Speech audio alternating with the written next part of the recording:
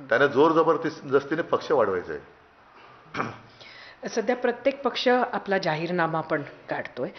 खरं तर गेल्या विधानसभा निवडणुकीमध्ये लाडकी बहीण ही जी योजना आणली होती त्याचा एक मोठा बोजा सरकारवर आहे आणि त्याचे परिणाम आपल्याला बघायला मिळतात आहेत की आर्थिक म्हणजे तो पैसा द्यावा की नाही ही वेगळी गोष्ट आहे, पण त्याचं जे फायनान्शियल बर्डन आहे राज्यावर ते खूप मोठं आहे आणि त्याचे वेगवेगळे परिणाम आपल्याला होताना दिसतात आहेत. त्याचबरोबर आज अजित पवारांनी पुण्यासाठी जो आपला जाहीरनामा सादर केला त्यामध्ये त्यांनी सुद्धा पूर्ण मेट्रो सेवा आणि बस सेवा ही मोफत म्हटली. आपल्या जाहीरनाम्यात सुद्धा मुंबईसाठी जे आहे फेअर ते कमी आपण करणार आहात, बस भाडं. आता अशा पद्धतीनं अशा सोयी सुविधा खरंच आजच्या काळात जाहीर कराव्या का?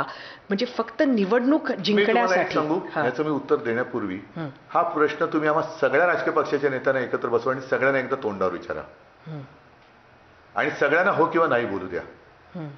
माझ्यापुरतं बोलायचं तर 2017च्या मुंबई महापालिकेच्या वचननाम्यात मी 500 फुटापर्यंतचा मालमत्ता कर रद्द करीन वचन दिलं, तो मी करून दाखवला. तरी सुद्धा माझ्या मुदत ठेवी 92,000 कोटी होत्या. मी शाळेतल्या गणवेशातील विद्यार्थ्यांना बस प्रवास फुकट केला होता, तरी सुद्धा माझ्या मुंबईच्या मुदत ठेवी 92,000 कोटी होत्या. आरोग्य सेवा मी वाढवली होती तरी सुद्धा 92,000 कोटी होत्या. त्यातनं मी कोस्टल रोड केला तरी सुद्धा 92,000 कोटी होत्या. ह्यांना काही देणं घेणं नाही आहे मुंबईची, कारण ह्यांना इकडे काय झालं तर असंच नाईलाजाने मला म्हणावं लागतं, देवेंद्र जातील दिल्लीत किंवा नागपूर, दुसरे आमचे मंत्री ते जातील 5 स्टार शेतीत आणि तिसरे ते काका मला वाचव म्हणून बारामतीत जातील. मरणार मुंबईकर. काल तुमची सभा झाली, तुमची आणि राज ठाकरेंची एकत्रित सभा नाशिकमध्ये. प्रचंड रिस्पॉन्स बघायला मिळाला आणि लोक अगदी उत्साहात होते. पण हे जेव्हा राज ठाकरेंच्या बाबतीत असं होतं तेव्हा त्यांना मतं मिळत नाही हे आम्ही बघितलंय. तुमच्या बाबतीत असं नाही आहे, म्हणजे भरभरून तुम्हाला लोक मतं देतात. पण आता कालच्या सभेचं तुमचं आकलन काय आहे? एक गोष्ट अशी आहे, मी मुंबईमध्ये काम करून दाखवले, मी महाराष्ट्रात मुख्यमंत्री म्हणून काम करून दाखवलेलं आहे.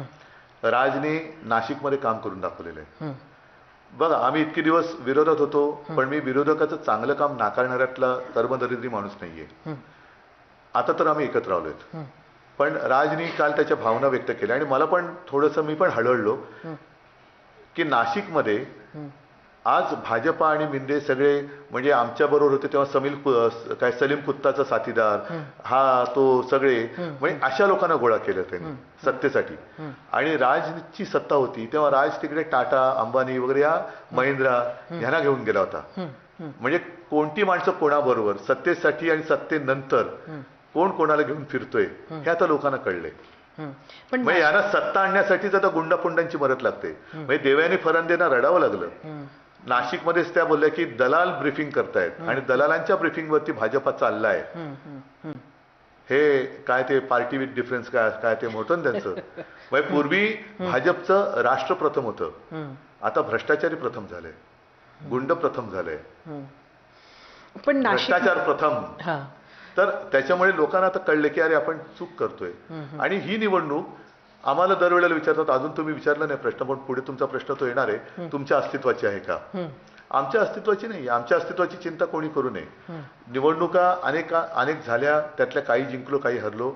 शिवसेना आजही तशीच आहे. शिवसेना तोडण्याचा फोडण्याचा संपवण्याचा प्रयत्न झाला तरी शिवसेना तशीच आहे.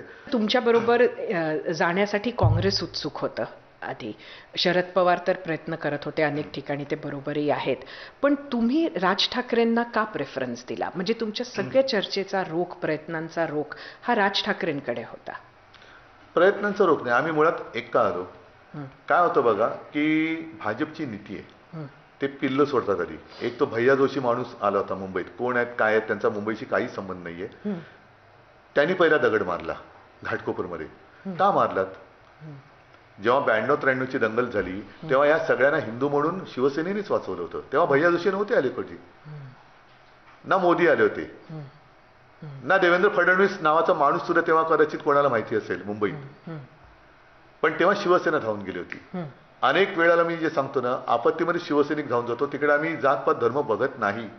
पण जेव्हा तुम्ही येऊन एक खडा टाकून पाहिलात की घाटकोपरची भाषा गुजराती, म्हणजे मुंबईत तुम्ही तोडायला निघालात. मुंबईचे तुकडे करायला निघालात.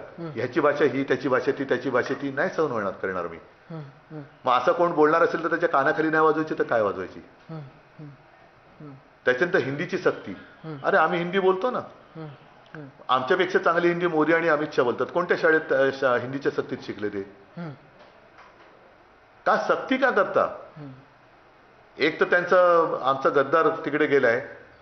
आम्ही मराठी आमची आई आहेच, हिंदी आमची मावशी आम्ही मानतोच, पण आई मेली तरी चालेल बोलतो. आईवरती वार करणारही अवलाद. का तू मावशी पण जगू दे, आई पण जगू दे ना. जन्मदात्या आईला तू मारायला निघालास. ही गद्दारी आईशी कसं सहन करू